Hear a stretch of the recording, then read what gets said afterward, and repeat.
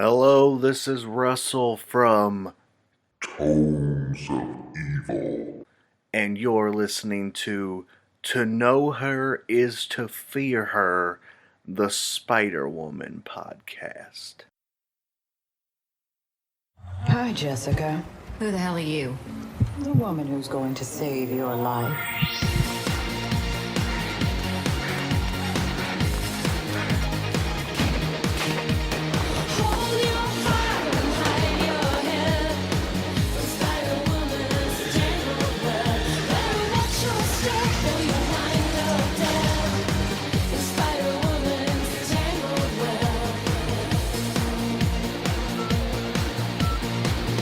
Welcome back, Spider Babies, to Know Her Is to Fear Her, the Spider-Woman podcast. We're your hosts, Seren and Rey, and in today's episode, we will be discussing Spider-Woman Origin number 2 from 2006. Yeah, hey Seren, how you going? It's great to be back for the second time this month. We're back on track, and we had that really cool chat previously of the classic run. Like the older comics with Jess's appearance, and now we're back in the modern run, tackling Bendis's origin. But I mean, like, how you been? What's been doing? You've been telling us about. Oh, I mean, you've been hit around for 6, you know. Yeah. Recently. I got laid low. I got a flu shot and a COVID booster, and it knocked me on my ass for a couple days. But I'm back and feeling better. I was just exhausted, and I had really sore shoulders because I got one shot in one arm and one shot in the other. Oh gosh. And I had a migraine last night and part of this morning, but I'm good now because Excedrin's my best friend. Critical Role broke my heart this week. Right, yeah, right. It's still, aren't there still ramifications from last week as well? Yes. I mean the big things have happened. Yeah. And by the way, sorry. Yes. Did you watch it? Yeah. By the way, I saw the highlights, the stuff that you sent me from the last episode that we recorded to know if you heard. Oh, I sent you the Jester clip, right, with the hag. Is that the one I sent you? It was highlights of Laura Bailey being a legend, like she. Oh yeah, that was the cupcake episode. Yeah. Yes, the cupcake. That's right. Yeah. And then I started watching. Like you sent me the full episode as well. I did. The big 4 hours. It's quite long. Yeah. But I can see the appeal, definitely. Yeah. You should just start with campaign 3. I mean, if you really want some context, on Amazon Prime is the Legend of Vox Machina animated series. What's talking? If you could get a really quick gist of the first arc of the first campaign. I mean, they literally took I don't know how many hundreds of hours of RP and whittled it down to 12 episodes of their first 30 episodes. It was just crazy. It's really good. You should watch it. Yeah. Anyway, what was the other thing I was going to say to you? I don't recall. Oh, NYCC is coming up. That's why I got vaccinated. Because I don't want to get sick. As you mentioned, Seren, sardines in a can off air. Yeah. I mean that's all cons, right? I mean they're all obviously one I don't know how bad Emerald City was or Dragon Con. And I know last year New York really limited the amount of people who could go. It was a very low attendance. There was no one in the Javits Center basically.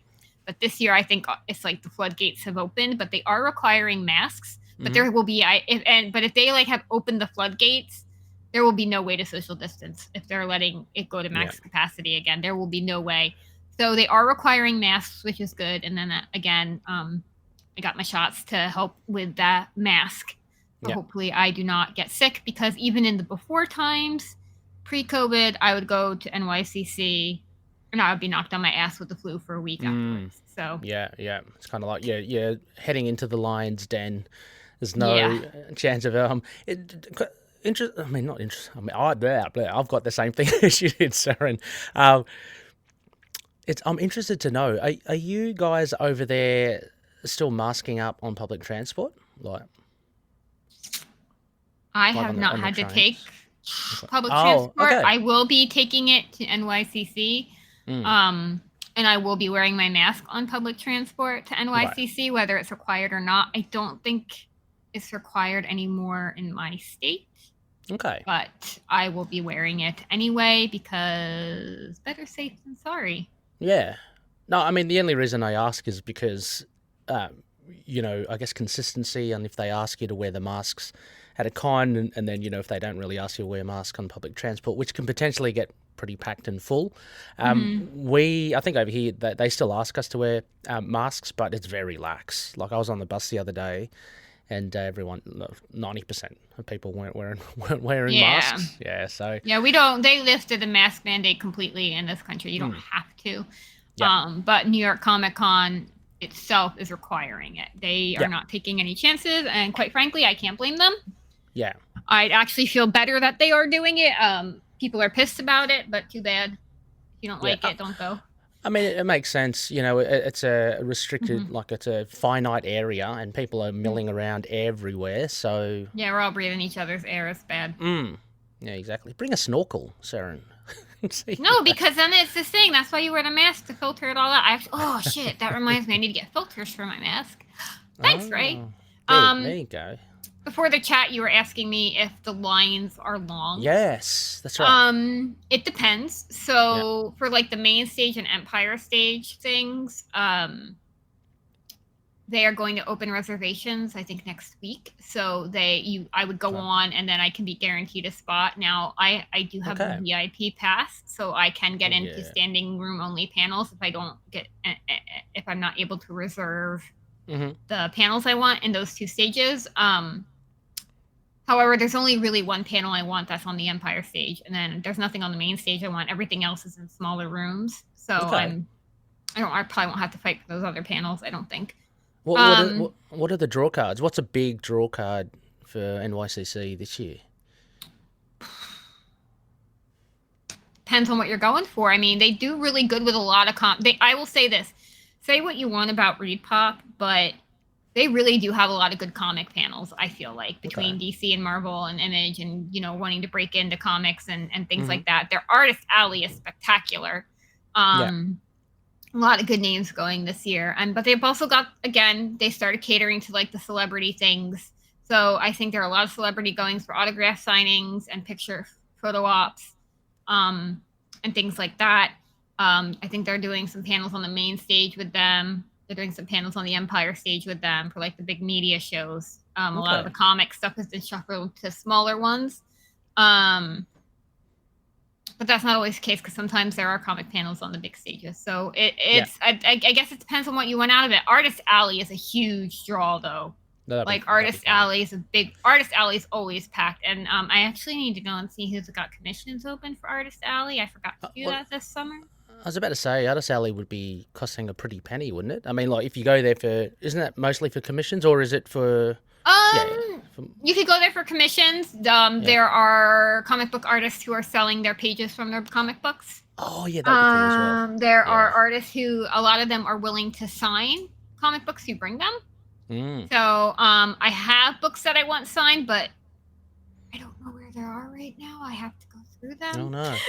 And I don't really think I want to bring that much to Comic Con this year, so I probably am going to skip comic book signings this year. Yeah. So I'll probably stop by. Some artists have merch to sell. They'll have original art. They'll have pins. I know Babstar's going to be there. Jen Bartel's always got a line. Oh, should be awesome to go see. My gosh. Oh, she is. I remember when I went to C2E2 in the before times. Yeah. She had this really rad Captain Marvel and this Captain America pin that were just only going to be sold at C2E2, and I had to go back each day. The first day I got them for myself, and then she was limited one per person each day. And then the next day I'd go back and I'd get them. I got them for a friend, and then I got them for another friend on the last day. So I kept going back to get them for friends who couldn't make it to the con, or I was with some friends there too, so we kind of divided and conquered. So I went to that line to get the pins for them, and then they went to other lines to pick up stuff for me. So you got to go with friends, but I don't have anyone. You got to spread around. Well, look, I'd be in the same boat, Sarah, and if only we're in the same country, we could work the floor, right? But yeah, Jen Bartel's booth is always a good one. But awesome. Yeah, lots of Peach Momoko's going to be there, so that's going to Awesome. be when I hit So, up. Yeah. I mean, again, this is from a totally kind of newbie con goer. So, you'd want a nice little comfortable backpack for you to be able to kind of carry enough stuff. But, you obviously don't want to carry too heavy, like a lot of stuff. But you're going to come away with swag, right? So. Oh yeah, you wanna yeah. have- I've already went through my New York Comic Con app and looked at all the merch, and I knocked all the stuff I wanted off. Nice. So yeah. And is there? I mean, this again, it might be a really silly question, but are there like tons and tons of back issues that you can kind of sift through as well, or is that kind yeah. of? Yeah, Oh, some okay. people, yeah. So Okay. there's the artist alley, but then there's also shit on the main floor. So Yeah. I will be hitting up the Marvel booth because they always have some New York Comic Con exclusive covers, which I haven't looked at and I need to. Oh, They've always got nice. some real. Yeah. I have a really cool purple She-Hulk T-shirt from there. Oh, cool. From 2019 that I have worn the crap out of. It is so pilled and worn because I wear it that often, and the shirt is available on Amazon, but not in the color that I have it in. The color What, I have 'cause it in. It's yeah. faded, hasn't it? Has it faded because of The the purple use? hasn't. The purple has not faded, and it's really Okay. soft, and I just love it. Oh my god, I love it Nice. so much. I hope they have something like it again this year because I plan on buying one. Awesome. I mean, let's hope there's a lot of Spider-Woman stuff as well. I mean, Yeah, I hope so. I will say, the last time I went, they did have the Spider-Woman. They did have a couple Spider-Woman covers. I have what was it freaking called? I can't even remember. Teeny Howard wrote it, and I can't remember the name of the comic. but Jess was Strike in. Force. Yes, Strike Force. thank you. Yeah. They had the Spider-Woman Strike Force cover, so I have okay. that. Oh wow, nice. So yeah, I was able to get that. It's one of my Cool. favorite covers, and I have it signed by Teeny, and it's really good.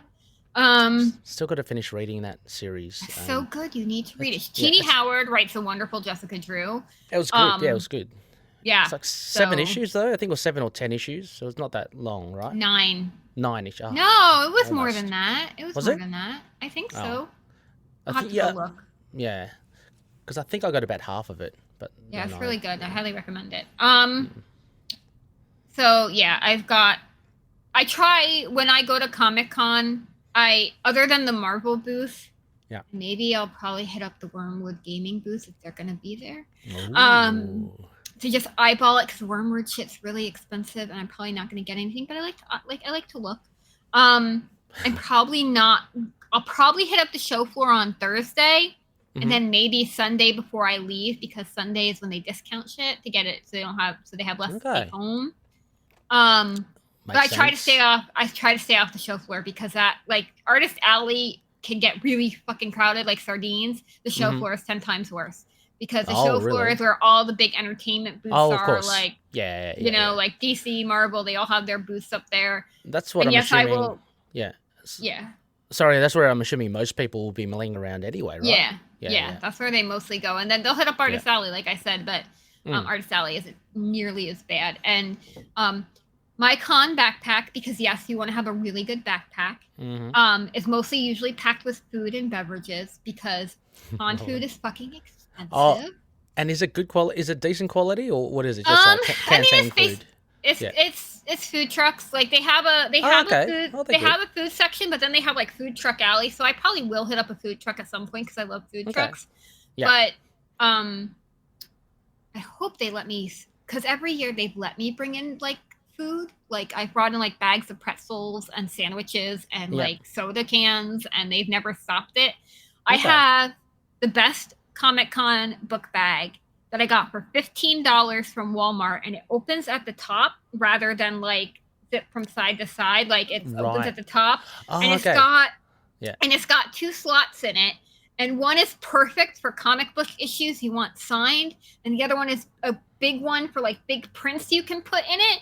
Oh, Like the wow. 8x17 prints or whatever, 11x17 prints fit in it. Yeah. So I could fit all this shit in that book bag, and by the end of the day, it'll weigh like 30 fucking pounds. But Lovely. it is Well, the then. best con book bag. Like $15 at Walmart. I have been trying to find a backup one because this one's like 6 years old now, and I'm afraid that it's gonna go. And Yes. Walmart has never done another one like it. I'm like, I should have gotten 2. That's cool. Yeah, Yeah. just like a no-name brand, just happens to be Yeah. just very, very good. It was yeah. perfect. It was like I walked into Walmart one day and I looked at it and I went, ah. It was like they were thinking of me because I needed a con backpack, and I was like, Yeah.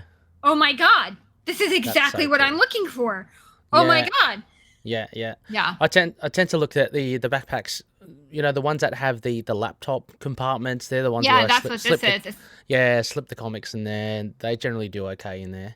Yeah, But, they called it a laptop compartment and a tablet compartment. I'm like, no, that is a comic book compartment and That's a print it. compartment.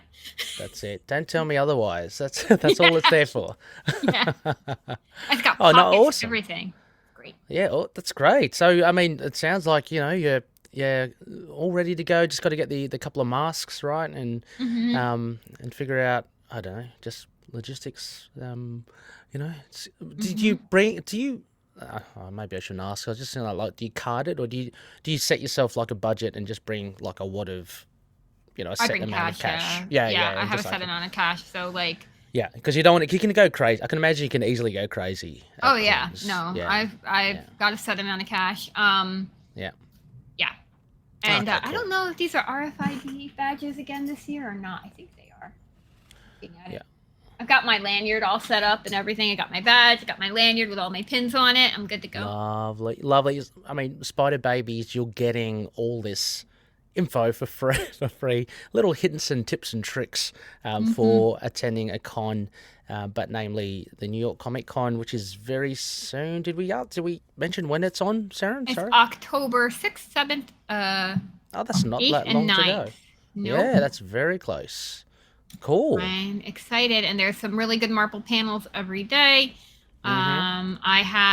I just need to reserve my panels, which won't go live till next week. I've got my app handy. I'm good to go.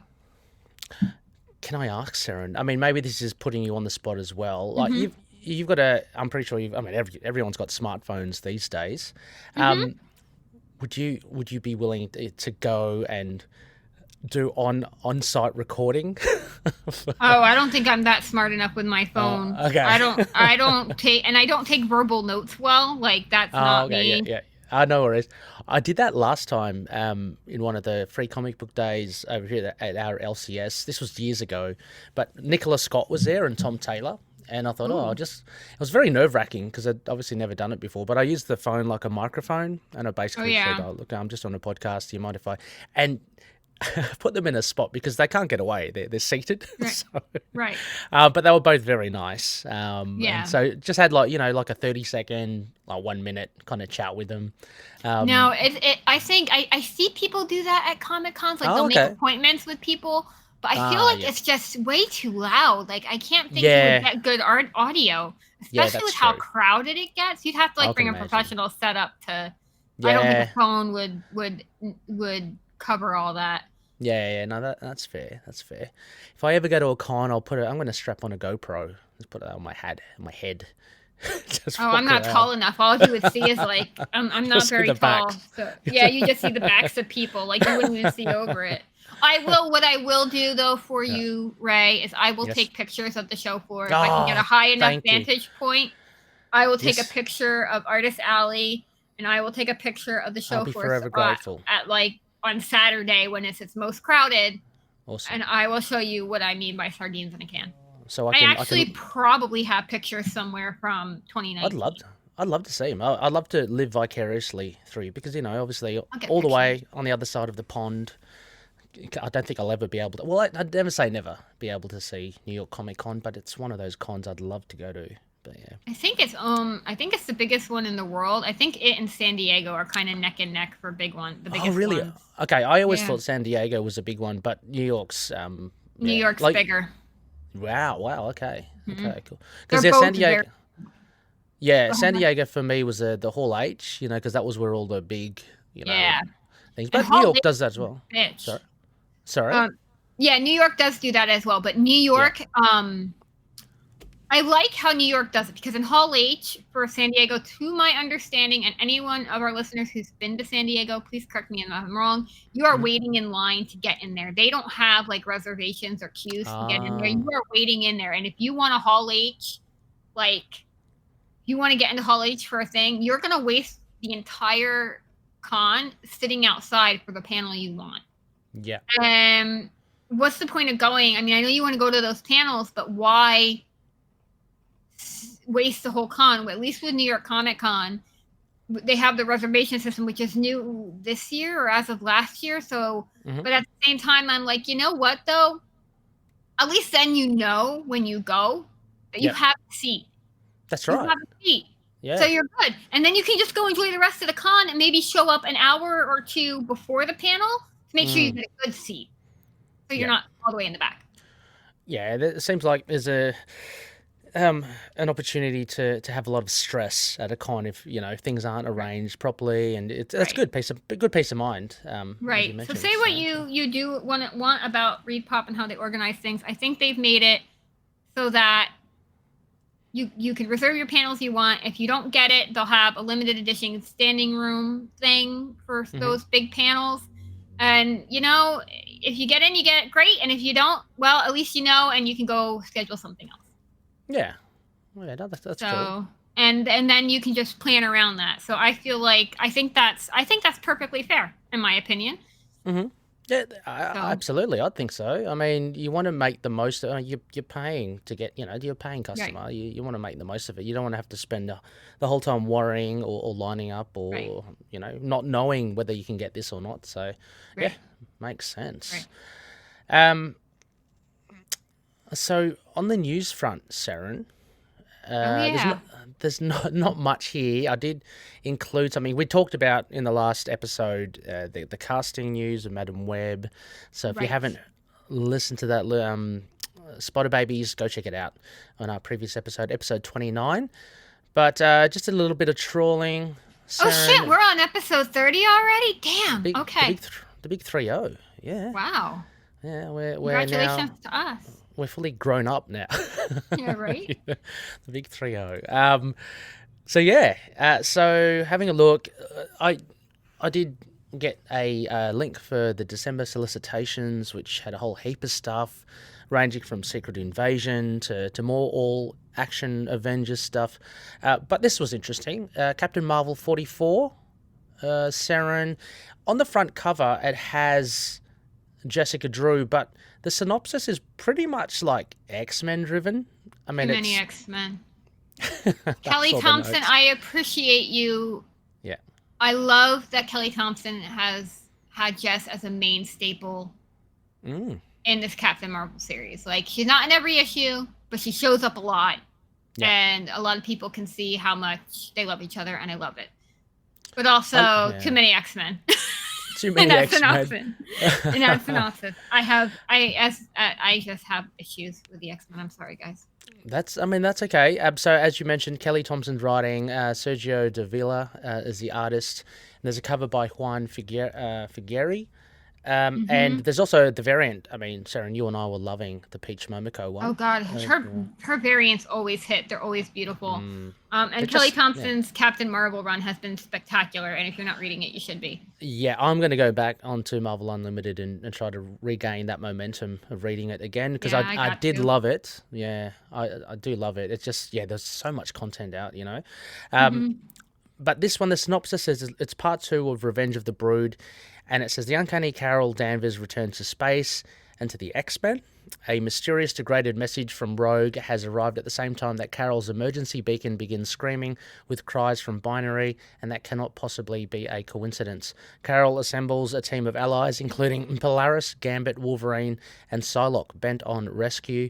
But what they find instead is a dangerous old enemy bent on revenge. It doesn't even mention Jess, but no, but I think Jess is in the issue before this. Actually, okay. She's on the cover of that issue too, and I think she might be.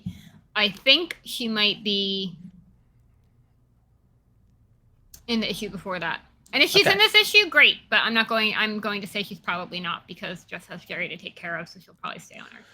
Yeah, and we all know as comic book fans, covers may be misleading. So, she may be just. Can I tell you how annoyed I am that Jess isn't part of Secret Invasion? Again. Please. Yeah. You can't tell me she's not going to want to bash some Skull things in after what they did to her. Like, absolutely. Come on. I'm so disappointed about it. I know she's not in it, and I'm sitting there going, why not? Because she was a big part of the last one. She should get her revenge. You're talking about the new comic book series. Oh, wow. Yeah. She's not even in the... Oh, my gosh. Jeez. Right? I'm so mad about What it. is going? I can understand the TV or the TV show to an extent because she hasn't been established, but come on, really? Yep. I'm Oh, annoyed. wow, that is annoying. Far It out. is. Well, hopefully she'll. I mean, it's great that she's showing up every now and again in Captain Marvel. Maybe she'll show up later on. I'm keen to get Secret Invasion. Actually, Yeah, I'm keen too. Truth be told. just just because I love the original one so much. Have you read It's Meet the just- Scrolls? Is that the funny book? Like it's like the Skrull family and It's they're Rob. It's by Robbie Thompson. I wouldn't call it. no.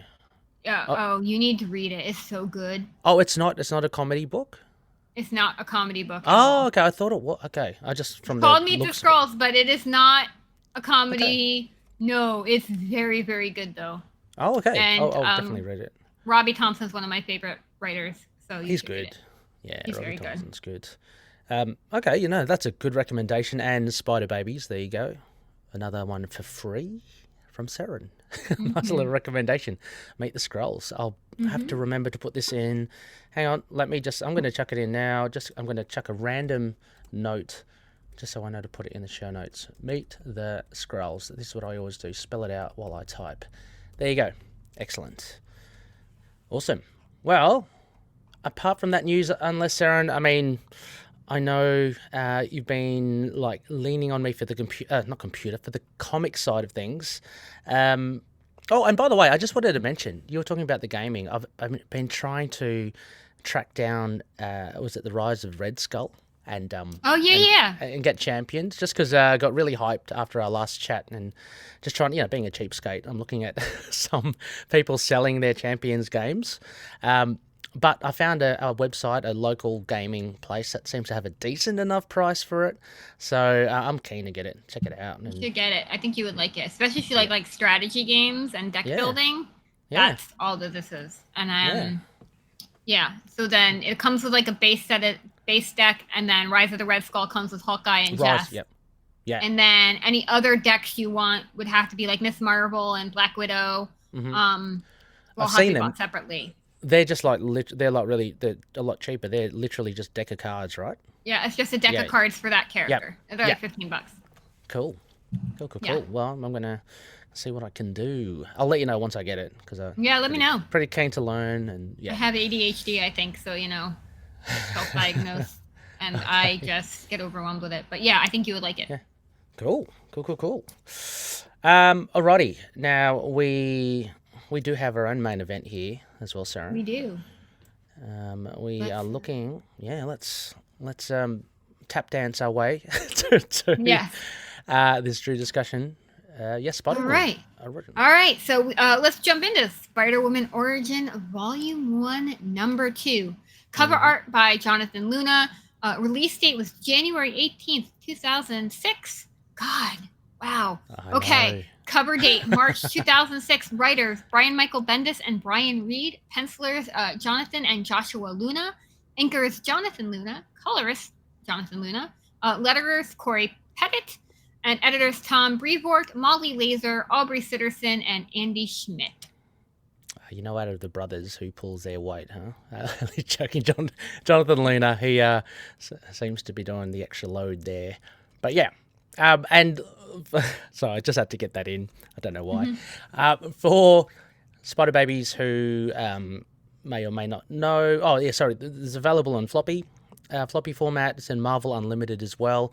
It's in a trade collection which had been printed long Is it? ago. Oh, yes, Yeah, it is. I've got the hard cover. I'm assuming a soft cover came out as well at some stage, but it was during the time of the Premiere Edition Marvel Right. hardcovers, which have that gold kind of insignia. I don't know if those ever came out in the U.S., did they? Oh, Rustin, correct me. I have no Rustin. idea. I don't think I've ever seen a hardcover of it. I think I've seen Oh. floppies. I could Oh, be yeah. wrong. they don't seem to be going for too much, so you can still get them if you so wish. So your floppies and also on the Marvel app or Kindle. And so for listeners who may not be familiar with our format, Seren and I we'll go through a synopsis first, again provided by Uncle Wiki, And then we'll kind of go through notes and aspects, and what we liked, what we potentially didn't, things that kind of tie into Jess's overall canon, and we'll cap that off with a spider score. Seren, I've listed Lactrodectus Wundagores as our point marking system in this episode. Okay. Instead of Lactrodectus Eternum. Yes. No, we're going for the. Oh, well, I could have got that wrong. Anyway, No, I thought it was another that was- species. Yeah. That is another species Yes. from the Carlo Pacheco run. Just the difference, Yes. Yeah, fair enough. Seren, we haven't rehearsed this, but would you? I'll take the first two. Yep. Cool.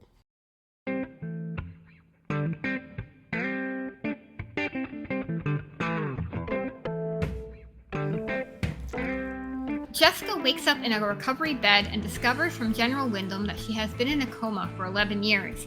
Distraught at hearing of her parents' death, Wyndham assists Jessica by bringing psychic operative Marvin Flumm to probe Jess's mind in the hope to discover what happened at Wundagore 11 years ago. Jess sees strange things during the session: her nanny Bova with a bovine head, scary wolf attack, and her parents dead on the floor. Most strange of all is a vision of a colossal man garbed in crimson and silver. Jess commences her agent training with the notorious Taskmaster. She also gradually becomes acquainted with another Hydra agent, Jared, and before long they form an intimate relationship. As months go by, Jess improves as a Hydra agent, and eventually her turn comes to operate in the field when Jared and his team are reported captured in that Varia by S.H.I.E.L.D. Jess infiltrates the base before bursting into a room with Nick Fury, director of S.H.I.E.L.D., vowing to kill everyone for what they've done.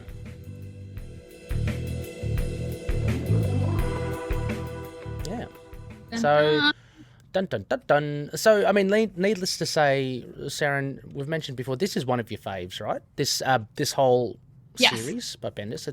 It's a good retelling, origin story, and it's been good to kind of compare with what we've been doing in the classic run in the episodes earlier in the month, where we look at the original kind of origin. So yeah, overall though, I guess specifically for this issue, how did you find this? Again, I like how what Bendis did is he kind of took out the new men from Jess's origin, where with the High Evolutionary on Wundagore, it was all the Beast Men. She got kicked out of Wundagore. And in this case, what he's done is none of that's happened, but she's been brainwashed, it seems, into thinking that the people she was with were like animals. Like Bova was, in the original run, a bovine. Mm-hmm. And here she was a human, but now she's been brainwashed by Mentalo to think that. Also, he's also brainwashed her with the High Evolutionary, that was something that, I guess I'm spoiling things, but it's basically, everything that we saw in that first issue to be true, she has been brainwashed and all her memories have been altered by that. Mm-hmm. Yeah.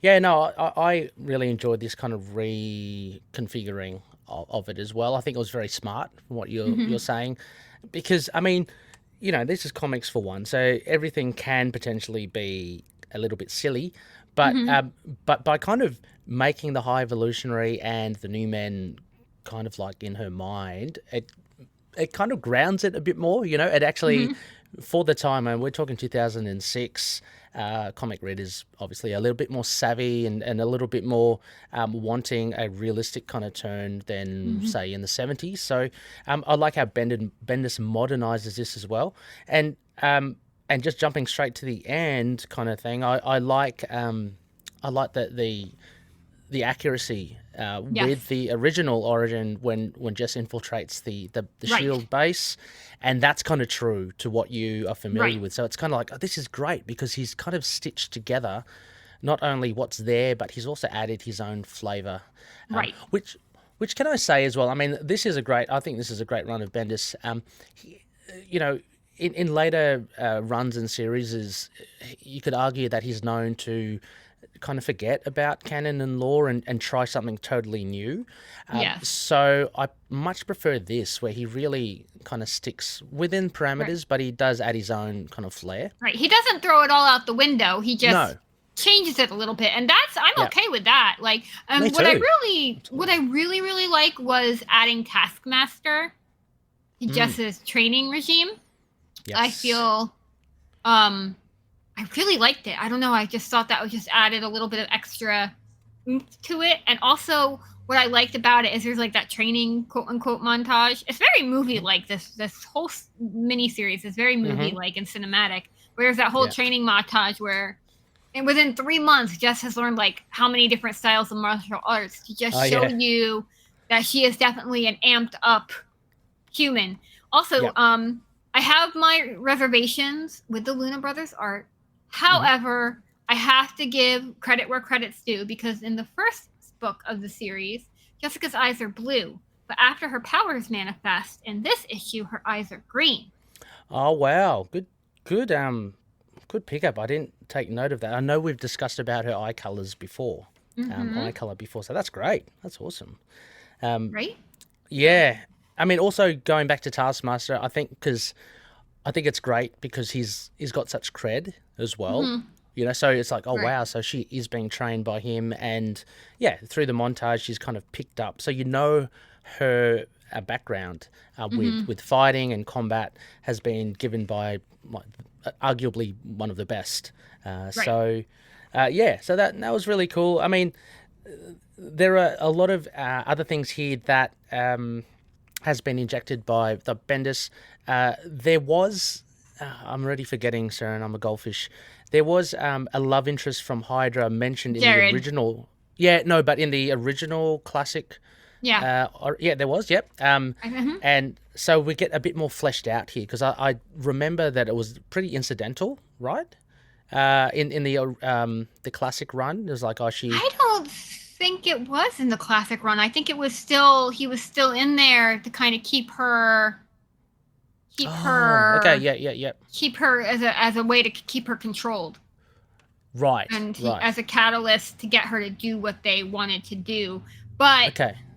In this, we did see kind of how it developed and started. And you also see, too, how Jess, at the start of the issue, even though only months passed within this issue, it's literally only a matter of months, you could see how very young she was when she woke up. And then just immediately her brain, like, kicks in, and she's much more mature within those couple of months. Still also...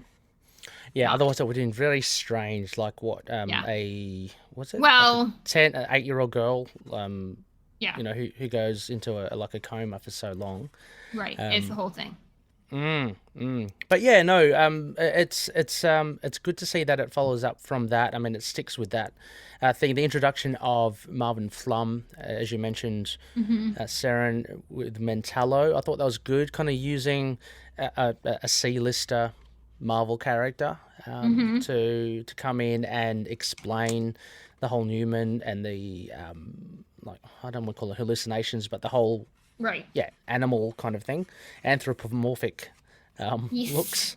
But also just bouncing back to Jared. I mean, they said the relationship intensifies, and you really get this build up, which I think is done well over just this one issue of them kind of growing together, like because you really buy it, right? And even at the end. And again, sorry, my memory fails me, Seren. In the original, in Marvel Spotlight 32, Spider-Woman is sent to where Nick Fury is. It's not specifically because of someone she knows, right? That was just her first assignment. Where now we get Jared has been taken. So did it? Am I misremembering? Because I thought Jared was also captured at that point too. Oh, was it? Oh, actually, God, I can't remember. Okay, Goldfish too. Yeah, I think you might be right as well. Which kind of squashes my point, but still, the fact, I guess over here at least, because we get the background of their developing relationship. I guess it's made more like there's more at stake for when the reader reads it, because it's like, okay, we know that she really digs kind of Jared, and she's got an agenda here. Yeah, and it kind of explains, like on that last page where she shouts, "I'm going to kill you for what you've done." You can understand where she's coming from.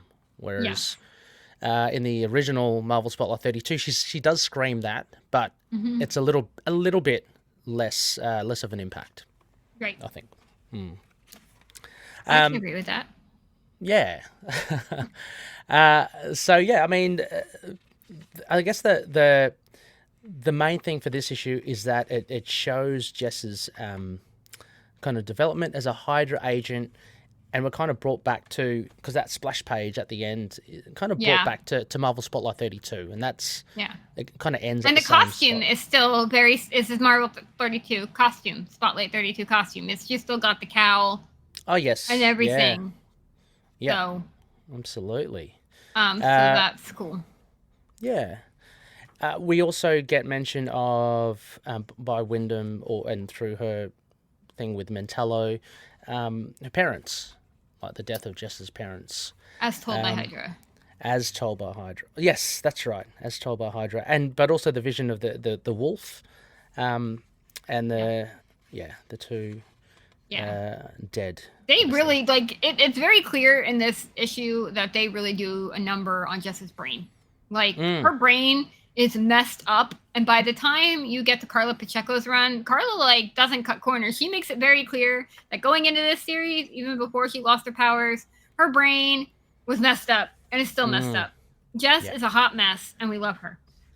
It is, again, one of the main reasons what it just makes her so intriguing, because it's like you can't get any more messed up than this. I did recently a guest spot. We were covering the Wonder Man 90s series. Oh, yeah. With Simon Williams, and kind of similar, but even I think Jess takes the cake. But similar, I love how writers bring up more depth with characters, without them just being like, oh, my parents were killed and I'm just angry about it. So with Simon Williams as well, it's kind of, he died. He literally died, and he came back in a body full of ionic energy, and the question is quite existential. Like, is this me? Or, because I'm technically dead, and then his relationship with Wanda and what Vision means to him. And I just love how they explore that stuff. So similar with Jessica, she's just totally mind effed. Yeah, she is. She is. It's crazy. But it's the girl is not okay. Especially at this point. So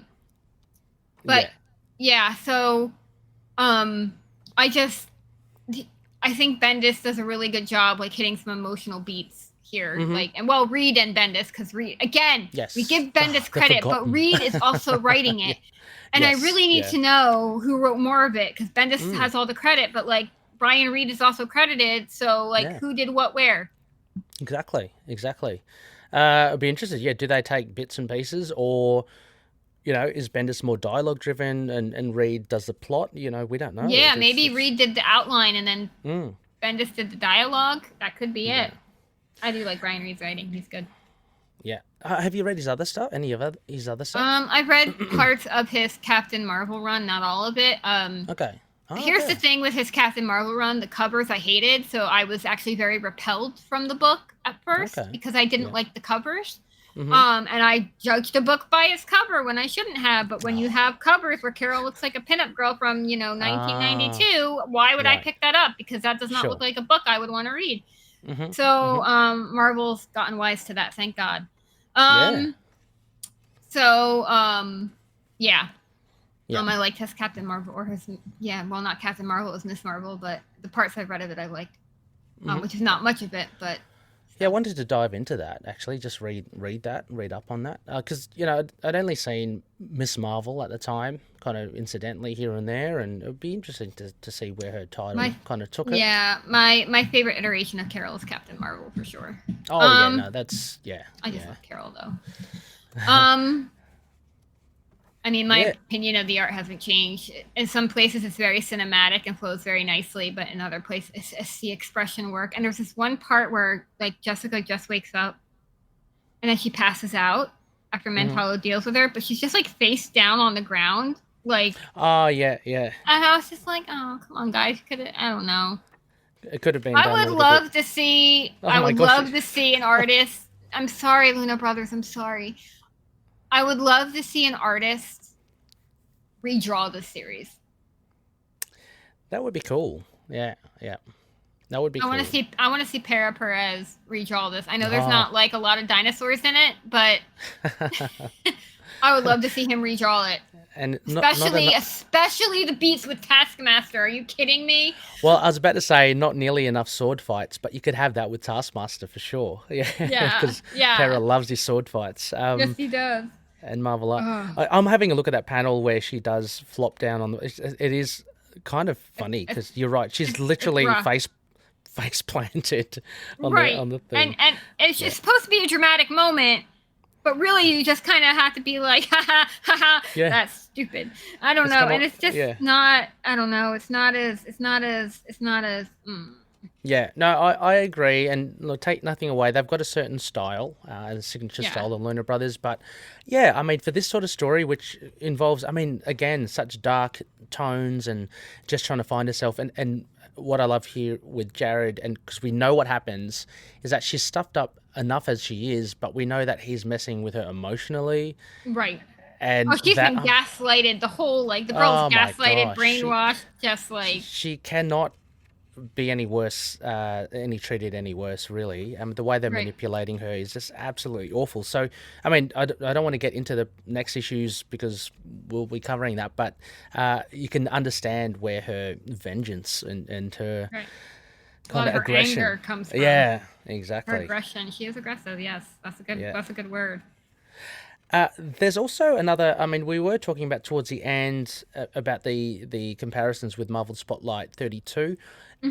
Again, from pure memory, I think a lot of the shots seemed very similar from the original comic, issue 32 of Spotlight.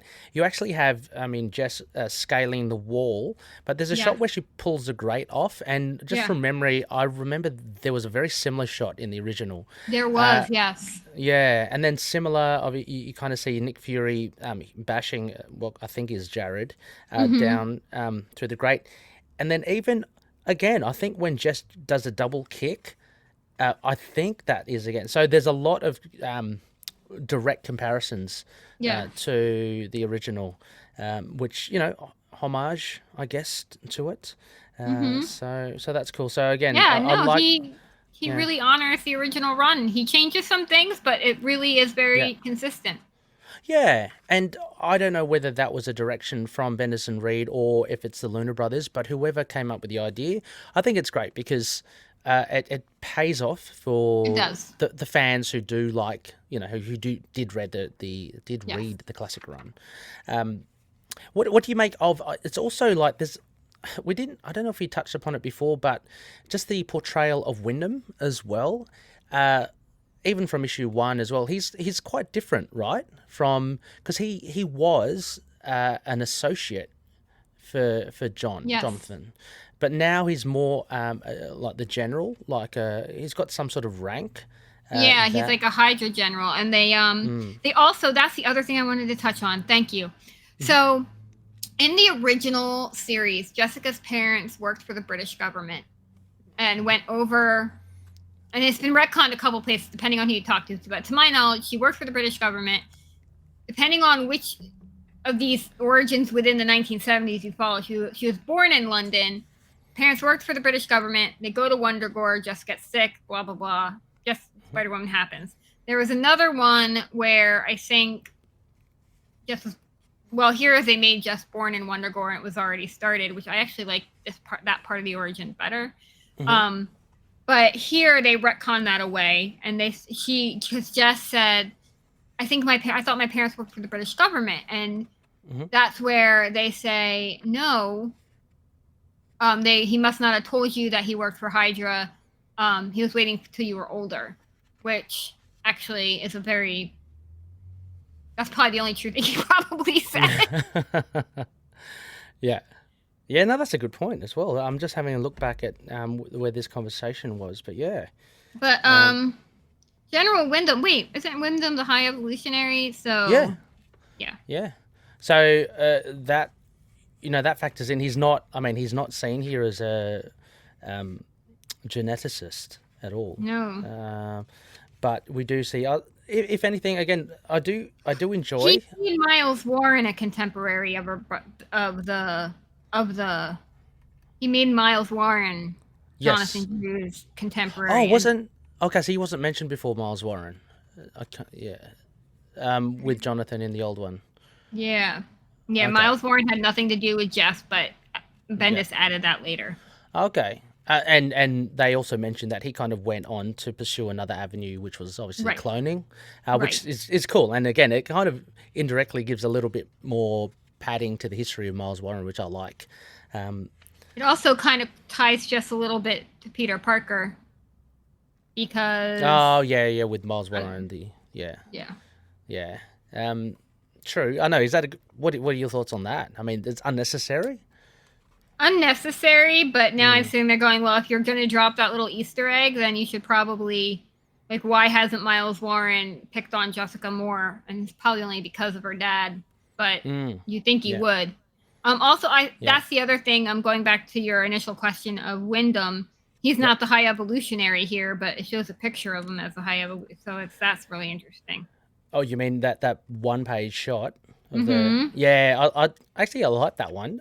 Just because his scale is obviously so big against a mountain, and I think the Luna brothers do well there. But yeah, you're right. I mean, he's only kind of, well, that's Jessica's mindscape, right? So, well, that's the thing. Like, what he's basically saying is that, like, Jessica imagined a High Evolutionary, and that's not true. Is what because Wyndham is a High Evolutionary, but here he's still not that. Does that make sense? Okay. So that's not kind of been retconned, okay. but again, Carla pulls that back 20 years later. I just want to reread Carla's running it, actually. Me too. Actually. You should. Honestly, you should reread after you, and I said this at the start of Carla's run, you read this and then just go right into Carla's run, and it's fantastic. Yep. I think that's a go. So I'm going to catch up with the rest of these issues and then go back to Carla's to get a refresher. But okay. So there are a lot of modifications, as we've mentioned, that Bendis has done. But they're not bad.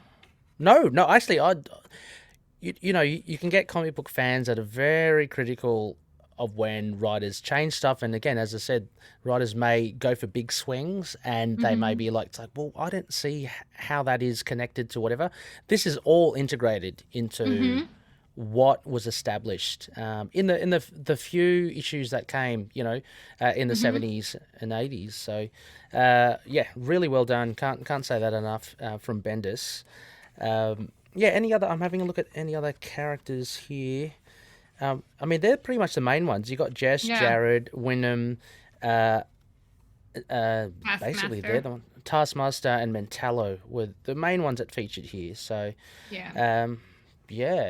I don't think Mentallo was mentioned in Jess's original origins, though. I don't think he had anything to do with it. No, me too. And I think that's one of the things that Bendis has done, and kind of picked a really obscure and not that used character and kind of made him relevant to at least now Jess's, which I love when they do that.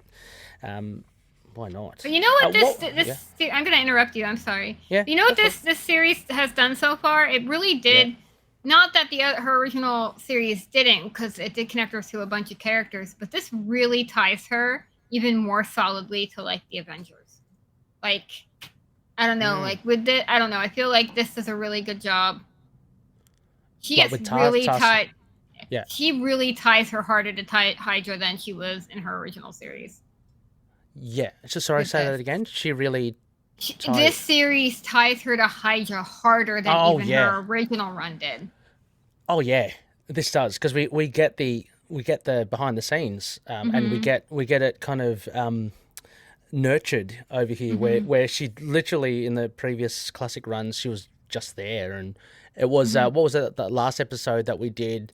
it was like, oh yeah, Hydra, oh we hypnotized her and that's it, and so you don't really get much. Yeah. Right. And when you go into the aspect of Secret Invasion, this actually really sets that up well, because Jessica, this series came about because Bendis had brought Jessica back in Avengers, and she was already a Skrull at that point. Spoilers. And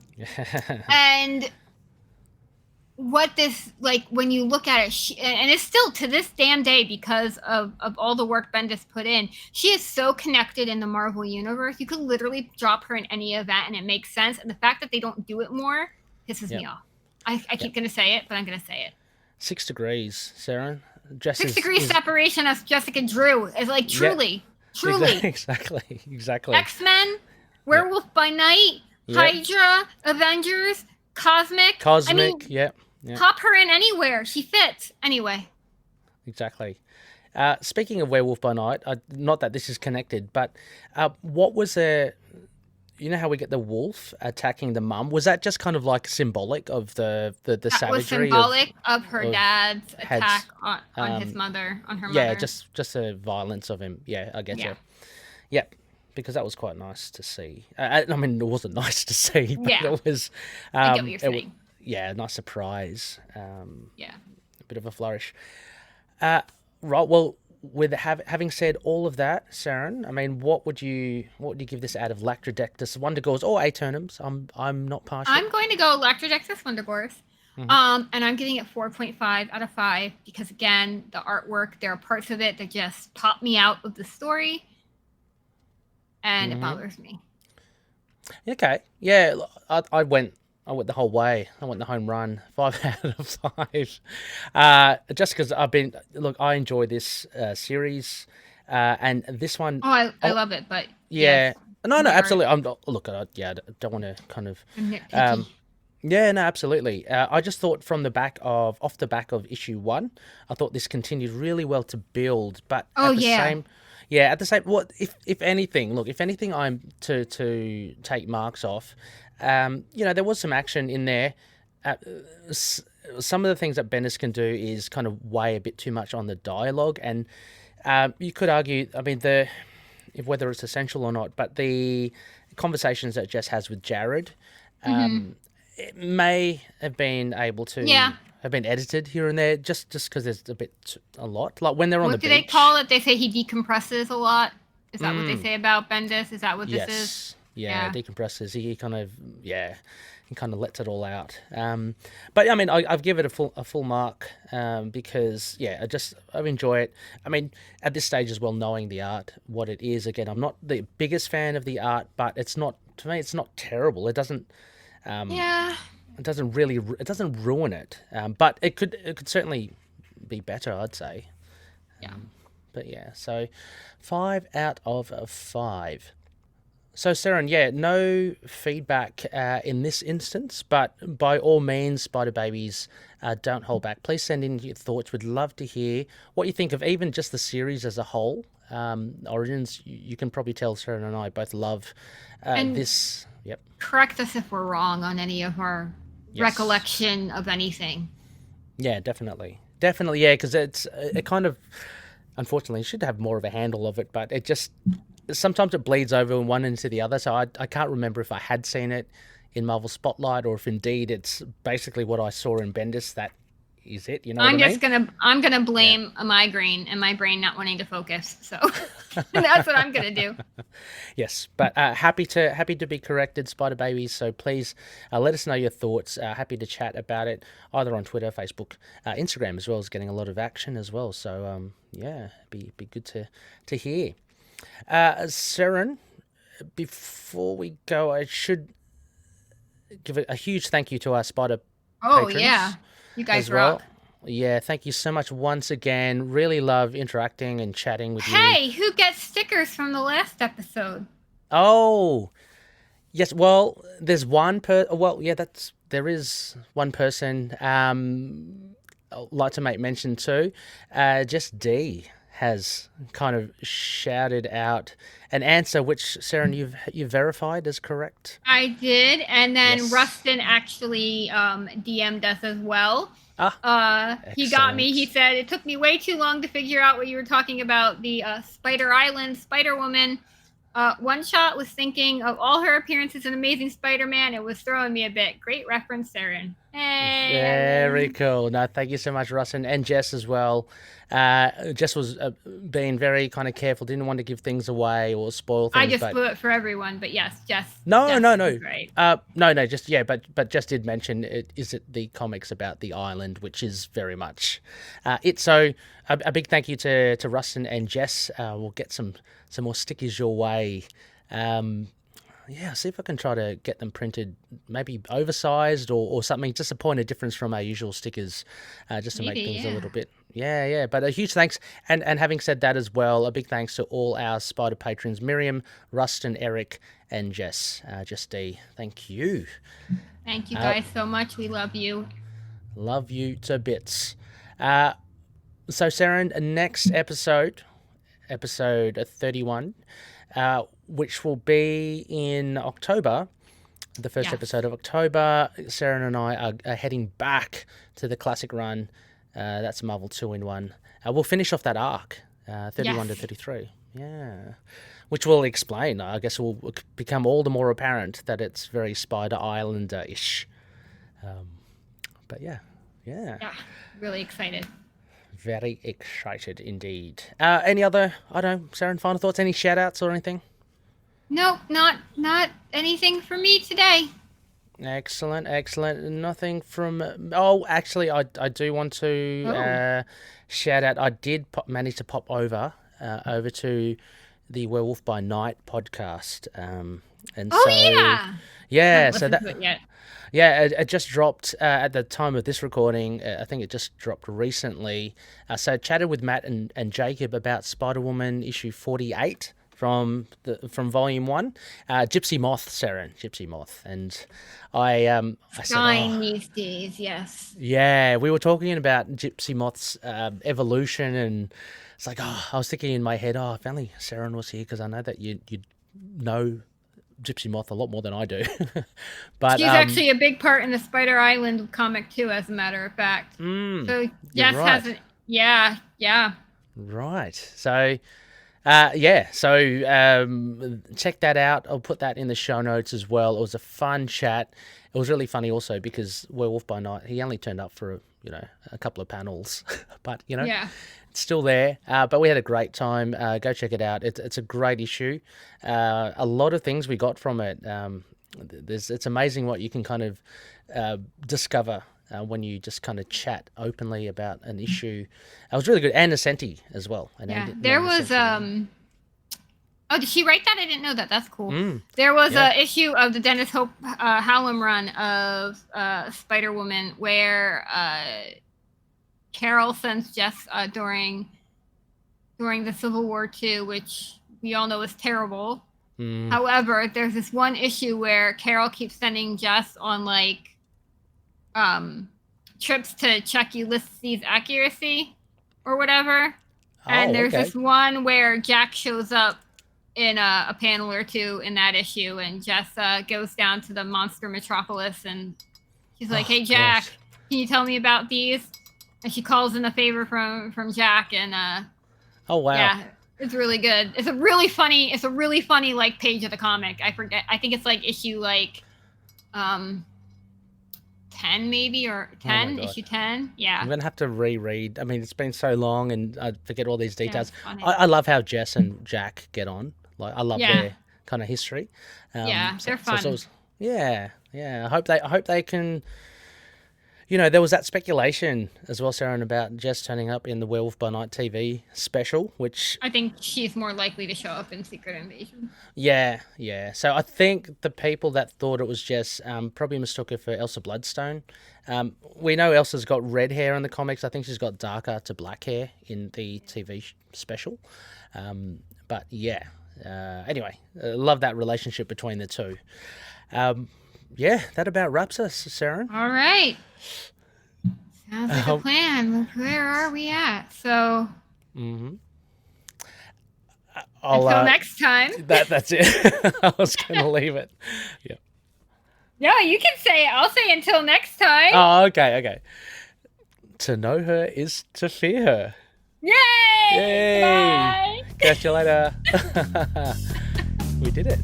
We did.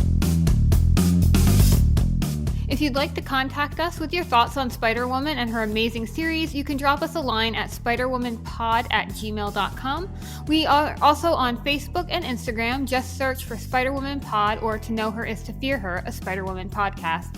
Catch us on Twitter at Spider-Woman Daily or on Discord, Tumblr, and Podchaser. Look for all our links to our social platforms in the show notes. We are also proud members of The Collective, a supergroup of podcasters dedicated to covering all the characters and news in comics and beyond. Search for #TheCollectiveNet on Twitter to see the latest on all the shows, or click on the link provided in our episodes to give you a list of who's part of The Collective. Finally, please consider giving us a rating on either Apple Podcasts or Podchaser. Whether it be to sing your praises or give us pointers on how to improve the show, any ratings will help cast our web further and potentially reach out to more spider babies out there. Thank you so much for listening to our show. We really appreciate it. Stay tuned for our next upcoming episode. But until then, remember, to know her is to fear her. Spider-Woman and affiliated characters, stories and events are properties of Marvel Characters Incorporated. Material used and discussed within the podcast are intended for critique and review purposes only, under the fair dealing concept of the current Copyright Act. The views, information, or opinions expressed during the podcast are solely those of the individuals involved and do not necessarily represent those of the copyright owners.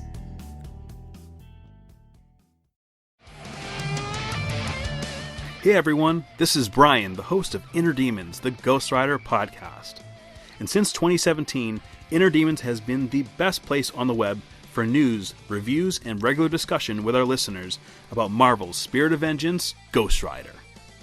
You can find us on Stitcher, Google Podcasts, Apple Podcasts, and many other podcast catchers, as well as on Twitter at InnerDemonsGR. Remember, listening to your inner demons is not always a bad thing. Ride on.